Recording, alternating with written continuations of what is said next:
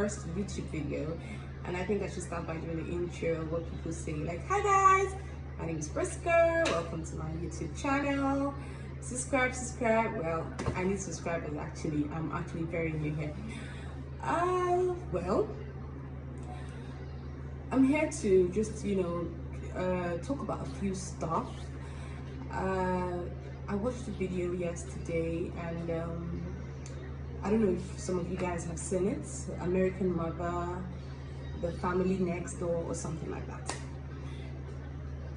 It really made me start to reevaluate a whole lot of stuff. Okay, so it really made me start to reevaluate what we believe in as humans. It makes me begin to wonder if, the sanctity of life, the way one person see life is the same way another person see life. It makes me begin to reevaluate how we Nigerians, we Africans, everybody all over the world, how we see our mental health. Because it's an important fact. It's like taking care of your liver, it's like taking care of your lungs, it's like taking care of your heart. We need to take care of our brain. Because, yes, a whole lot of people out there have got mental issues, but because we just go out and go about our daily lives, go about our daily activities, and then we feel, oh, everyone is fine, oh, she's beautiful, she's fine. Hi, my name is Shanann. I just want you to know a little bit of my story. I went through one of the darkest times of my life, and then I met Chris. And he's the best thing that has ever happened to me. So how you doing? How's it going? There was no note or anything? I don't know what to do right now. Sometimes we need to sit back individually, because it all boils down to us as individuals. Because if you've watched that documentary, you would understand clearly what I'm talking about. So if you haven't watched the documentary about American Mother, The Family Next Door, please go and watch it. Please. And then it also makes you begin to reevaluate everything you think about marriage, or how you see marriage or something. I mean, a young man, you're happy, you're married, you have 2 kids, and then you go ahead, kill your wife and drown your 2 kids because you want to marry your mistress. It doesn't make sense to me, but it would have made a whole lot of sense to him when he did it. Which means, boils down to what I'm trying to say, like mental health. I mean, societal values and all that, the important people put on marriage is never and will never be a do or die thing.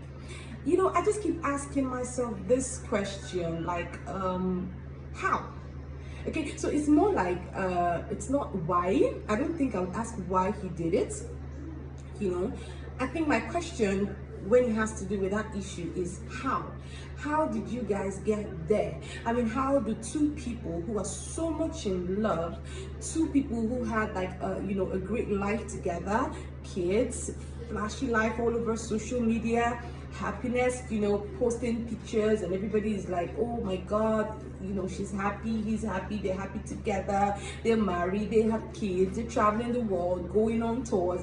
And then how do they get to this point where they couldn't tolerate each other? How do you get to the point where you strangle a woman a few minutes after she comes back from a trip? My name's Nicole, and I'm calling because I'm concerned about a friend of mine. I dropped her off at her house at 2 in the morning last night, and I haven't been able to get a hold of her this morning. I've gone to her house, and her car's there. She won't answer phone calls. She won't answer text messages. What's her name? Shanann Watt. We're going to be looking at so many things, so many angles as to what happened here. Okay, so first of all, from the man, how do you strangle your wife and go to a tank farm and drown your kids in an oil tank? Like, you put them in the first one. The second one started saying, Daddy, where's my sister? Where is she? And then you lift up the second one and put her again inside the tank. It really doesn't make any sense to me. But like I said, it must have made sense to the man at that time when he did it. That's why I'm saying, okay, on his own part, we need to individually begin to evaluate ourselves. We need to always check ourselves. You know, seeing a psychologist is not a thing in this part of the world, but it has gotten to the point where we need it.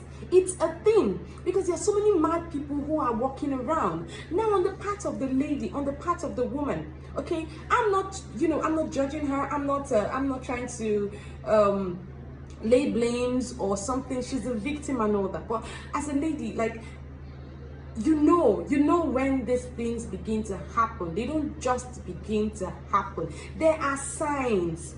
You've been married to a man for 8 years and then he begins to misbehave. You have seen the signs.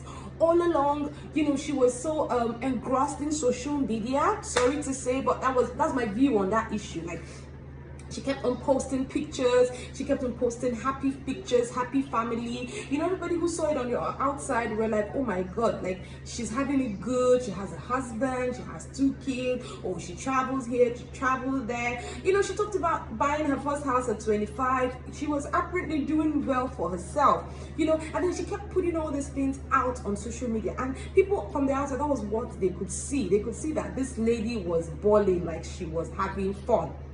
Okay, now there was just this particular friend that she was opening up to. We all have that friend. We all have that one friend that no matter as bad, you would still tell the friend, like, oh my babe, see as they go. Do you understand? But even at that, you wouldn't still give the friend the full detail and the full information of the pain that you are going through. So from the analysis of that issue, it was obvious that this lady has been going through a lot with the guy. She's been going through a lot with the guy, going back years. The guy started cheating on her, she said 5 years ago. Okay, he started cheating on her, she knew. She kept asking him. She confronted him a couple of times. She kept asking him, okay, I think you're cheating on me and all that, and I am very sure that anytime she asked him that question, anytime they had an argument, he must have hit her, he must have done something, but she concealed this thing. Like, she, oh, what would people say? When I tell people this, what would they say? I have a perfect life. According to what she said, this was a guy she met at her lowest point. She met the guy when she was really ill. She was diagnosed with an illness, and then she felt, oh, this guy was all there. He was all there for me. But why was he there? What did he come for? At a point, she must have realized that, oh, this guy just came for all I had.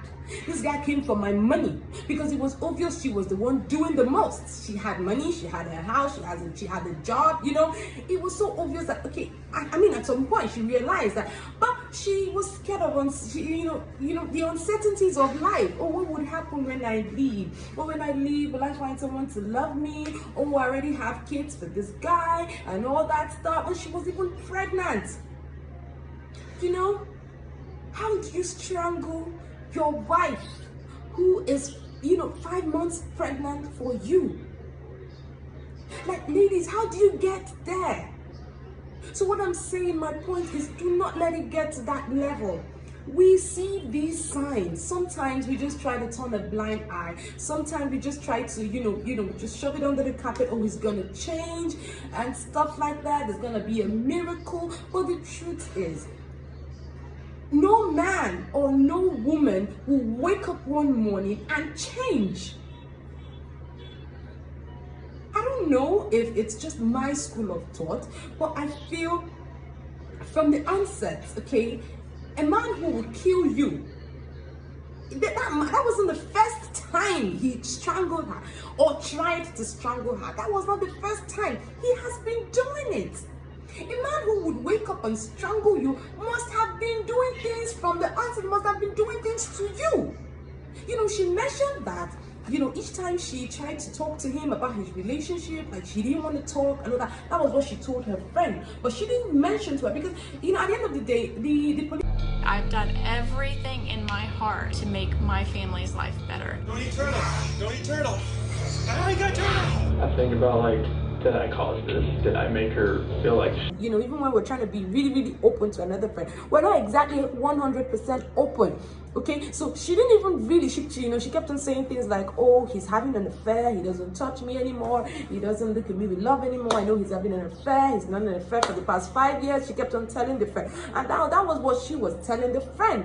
But on social media, it looked like she had a happy life. So when the police started interrogating the man, you know, the first point, what he said was, oh, I have a happy life with my wife, I love my wife, we were happy, I don't know what happened, I don't understand. And they could easily have believed that, because going through her social media, going through her Facebook, it was all happy daddy, daddy this, daddy that, best daddy in the world, world class dad, oh, blah blah blah, my daughters, love, love, love, love. And then the policemen, at the point, they were even like sympathizing with the guy and like, oh, don't worry, we're gonna make everything, you know, we're gonna find her, I know she's missing, blah blah blah blah blah, we're gonna find her, we're gonna get to the bottom of this. And the idiot was crying. So it was not until this friend that she talks to, you know, started telling the police stuff like, okay, she's been having issues with this guy, because it wasn't even obvious in any way. Nobody knew she was having issues with this guy. Okay, like, she's been having issues with this guy. The guy has been cheating on her for the past 5 years. They've been having issues for 5 years. He's been beating her up for 5 years. Even if it didn't come out that he's been beating her, yes, for him to strangle her, for him to have killed her, it's not the first time. He wasn't drunk. He wasn't drunk. Okay, so now she came in from a trip. He made love to her and then told her, oh, it's over, like, I can't do this anymore, I have somebody else, I want to move on with that person. And then they got arguing, they got fighting, and he strangled her and killed her. Bury her up somewhere, and then you pick your kids and put them in. Like, I really cannot understand, guys. I really cannot understand. But my point here is, marriage is not a do or die thing. Okay, if you're in a, you know, violent marriage, if you see these signs, leave.